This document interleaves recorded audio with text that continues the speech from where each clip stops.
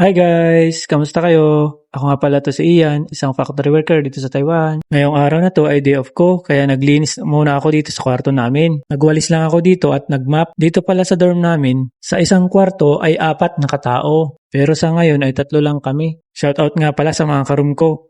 Ernest, Papa at Kuya Denver. Mga mababait na kakwarto. Dito ay kailangan lang din natin makisama sa mga kasama natin sa kwarto.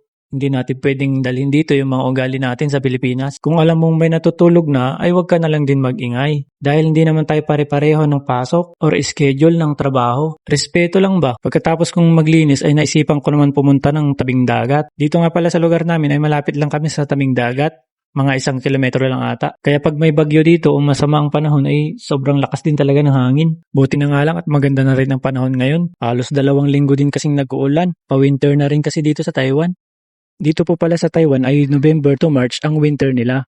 Umaabot din ng 10 degrees Celsius ang lamig. At may bahagi din dito na nag-i-snow sa may Yangmingshan, matataas na bahagi ng Taiwan or mga mountain areas. Pero kahit hindi nag-yelo dito sa lugar namin, ay sobrang lamig pa rin. Lalo na sa mga katulad natin na hindi naman sanay sa mga malalamig. Kaya mailalabas na naman sa baul ang mga pangmalakasang jacket.